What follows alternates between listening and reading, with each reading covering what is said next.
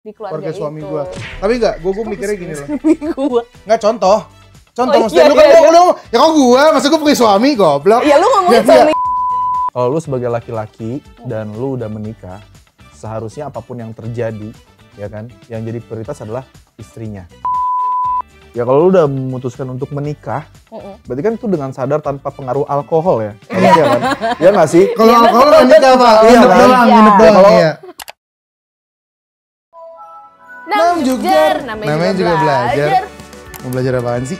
Ya belajar apa aja.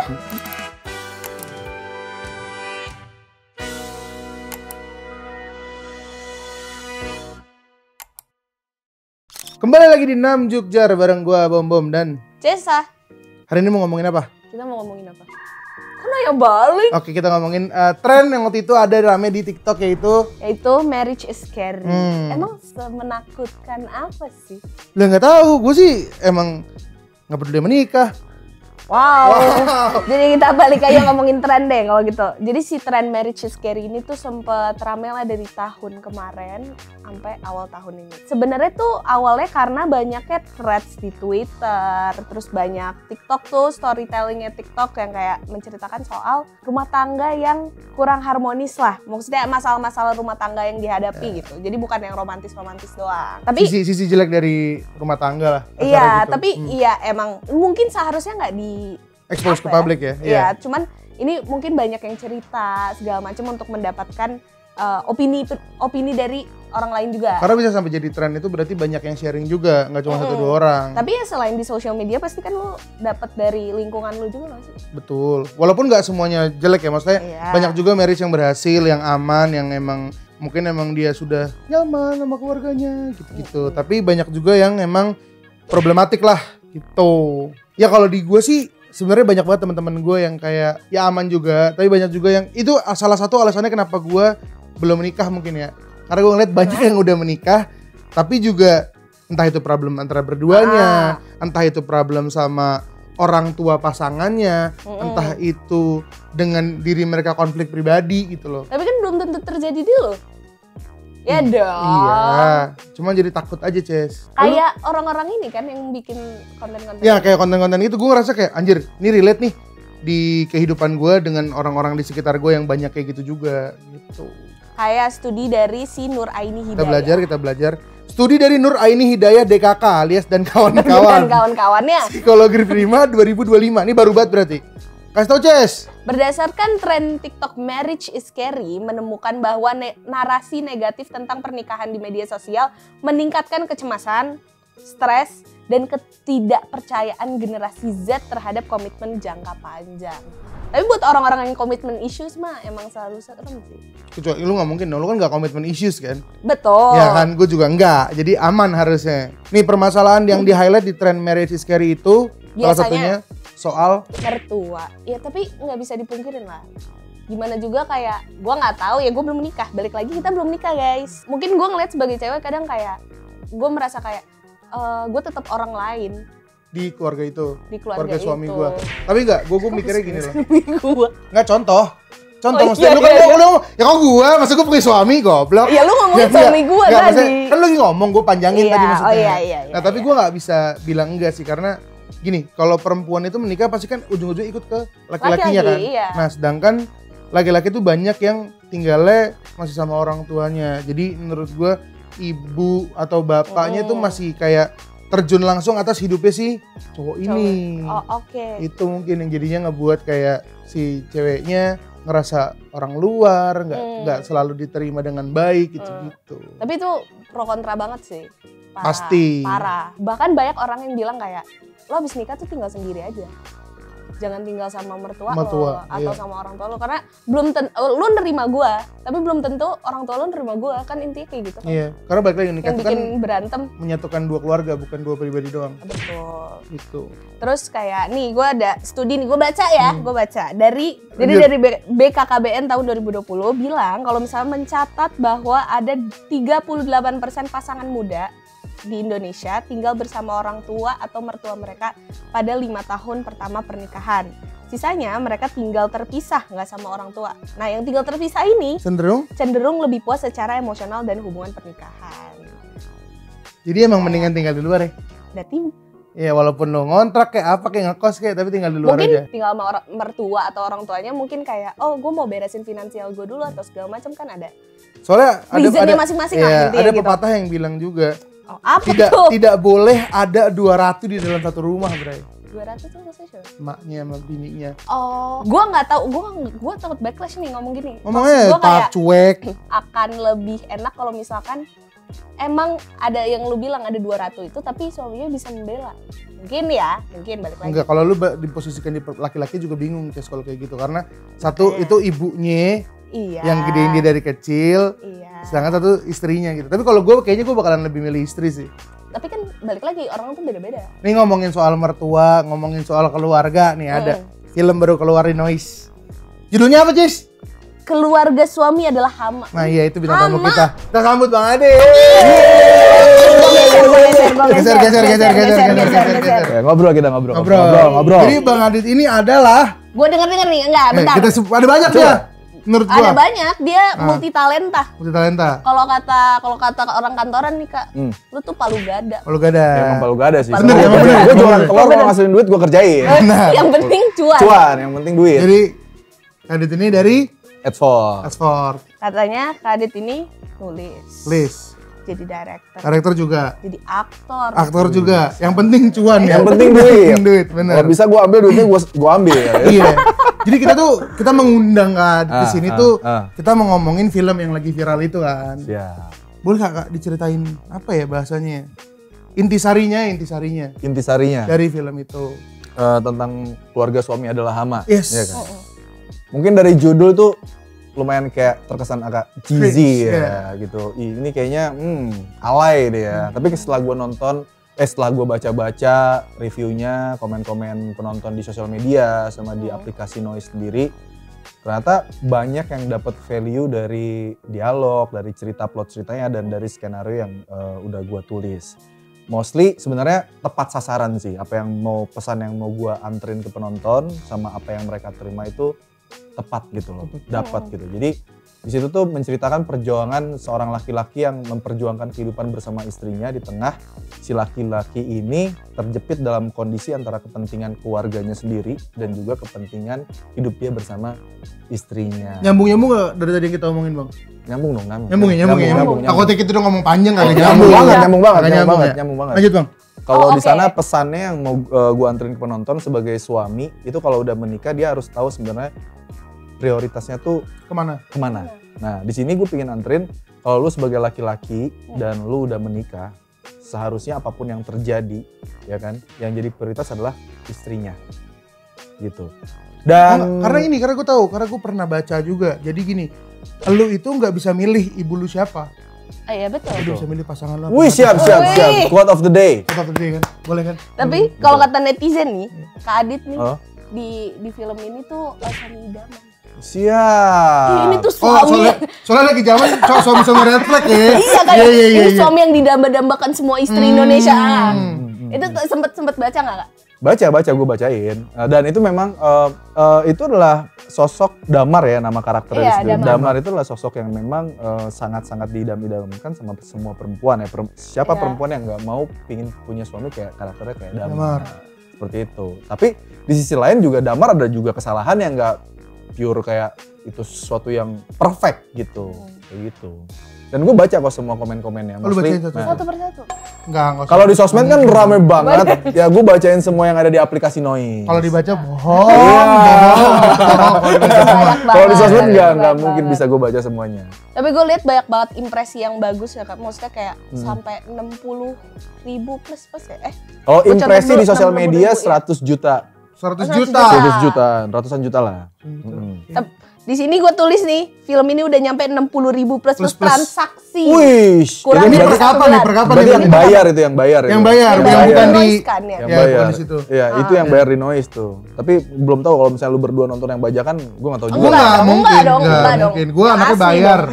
Yang asli Anaknya dong. bayar gue. Tapi kalau misalkan dari filmnya sendiri, ini kan maksudnya banyak para perempuan yang udah menikah ngerasain juga gitu. Tapi awalnya lo memutuskan untuk kayak oke, gue mau bikin film ini awalnya dari mana? Inspirasi lah, inspirasi lu dari mana lah? Inspirasinya, pertama karena gue juga udah menikah, gue udah 6 tahun menikah dan gue punya anak 1, masih kecil. Nah jadi gue ngerasa kayak pengalaman gue hidup selama 6 tahun nikah tuh gue jadi tahu mana yang bener, mana yang enggak. Nah secara personal sebenarnya keluarga gue sama istri gue tuh baik, nggak seperti apa yang gue tulis. Justru kebaikan itu yang menjadi inspirasi gue nulis. Ini kalau kebaikan orang tua gue dan keluarga gue ke istri gue balik, Kayak gini nih. ini kayaknya hama deh. Hancur deh, iya. Kayaknya hama deh. Ya, let's say kayak kecil aja, contoh kecil ya.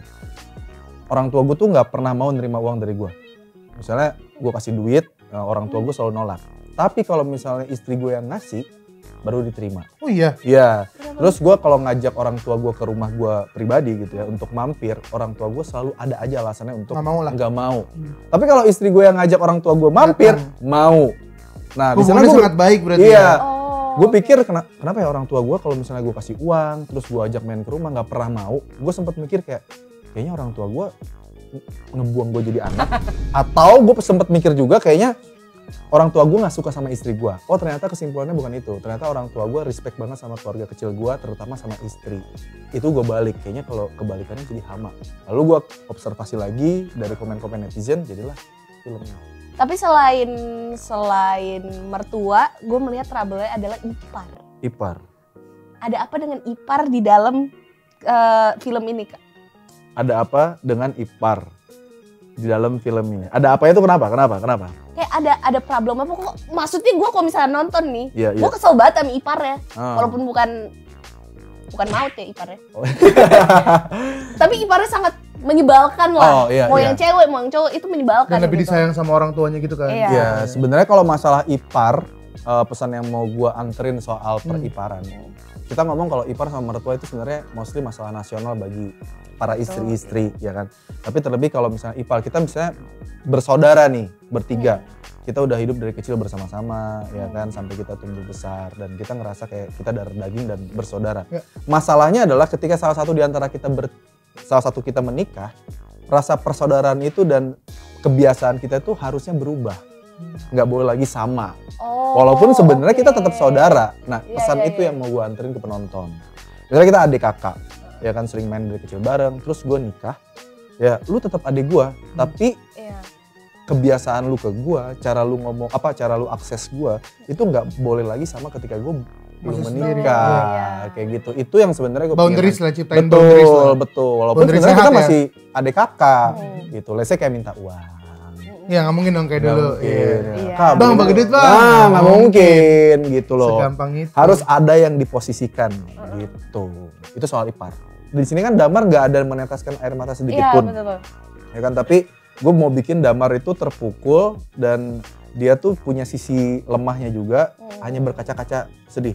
Gimana caranya bikin itu one take, nggak perlu diulang, karena kalau diulang tuh kurang. Pasti jadi keren gitu. Iya benar. Tapi emang sebenarnya ini udah sesuai apa yang lu tulis. Karena kan banyak yang kayak apa imajinasi lu saat lu nulis sesuatu sama apa yang udah jadi kan biasanya agak ada bedanya gitu loh. Bersyukurnya 80% sesuai. Sesuai ya? Sesuai. Mungkin ya karena kita timnya kan lean banget ya, maksudnya kayak nggak terlalu banyak kru gitu. Ada beberapa memang kayak hasil-hasil footage yang kurang, tapi kan itu bisa ditutupin pas post pro kan. Gitu. Aman. Tapi dari hasil filmnya dan apalagi impact-nya kepada penonton dan gimana impresinya itu sangat memuaskan sih. Berarti akan bikin lagi? Sequel. Ya pasti dong. Iya dong. Nggak usah dengan cerita yang mirip-mirip maksud gue. Kebetulan Edward tuh kita mainnya di genre drama-drama keluarga. Untuk saat ini Edward tuh nggak kepikiran dan nggak bermain di drama-drama romansa, romantis. Makanya kalau kita nonton filmnya Edward itu nggak ada banget adegan-adegan yang benar-benar diromantisasi. Gitu kan. Jadi emang kita fokusnya, dan tim-tim Edward yang lain juga kita workshop, kita sering briefing, kita latih untuk ngerti gimana kondisi-kondisi keluarga di Indonesia. Karena kita pingin expert nulis cerita di bidang keluarga dan perjuangan hidup. Jadi next film-filmnya akan keluarga, perjuangan hidup, kayak gitu. Karena evergreen kan. Iya, itu konten yang akan mati. Iya, benar-benar. Lu mau ngelihat 50 tahun lagi ada mobil terbang, topik keluarga tuh tetap dinikmati. Iya benar. Gitu.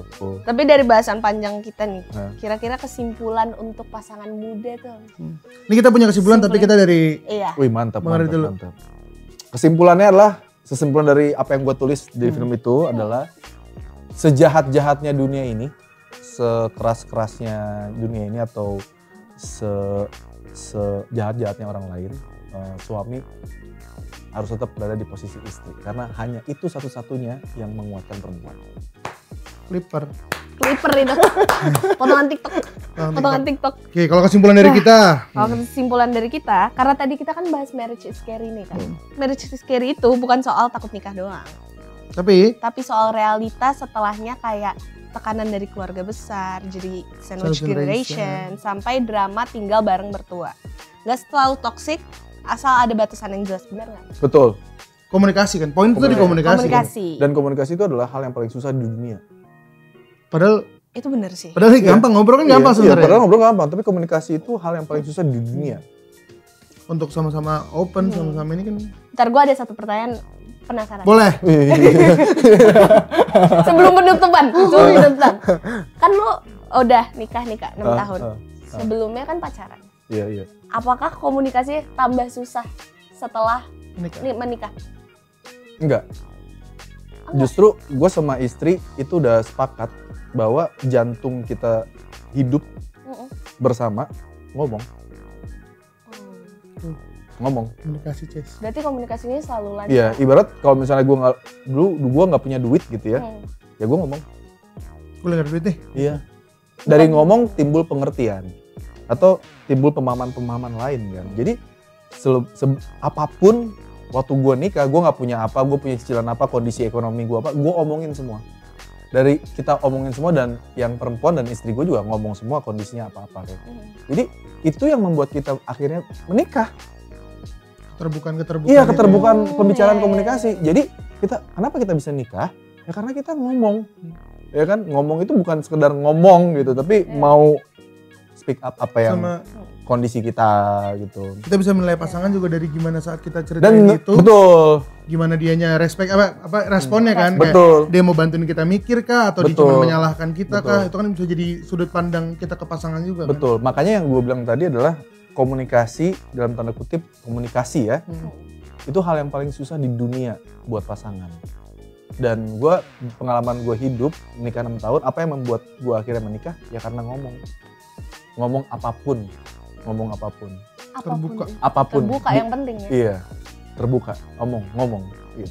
Terakhir, pertanyaan terakhir.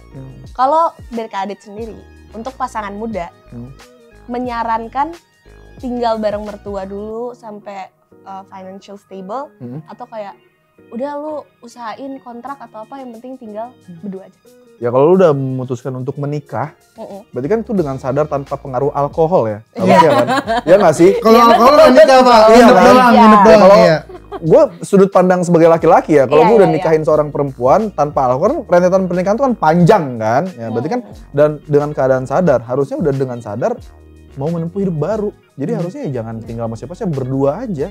Dalam kondisi apapun, balik lagi, gimana caranya? Ngomong. Bang, coba Bang, gue punya ini Bang. Kalau misalnya lu mau menikah, lu cuma punya ibu lu dan lu anak tunggal. Mau gak mau ibu lu ikut dong?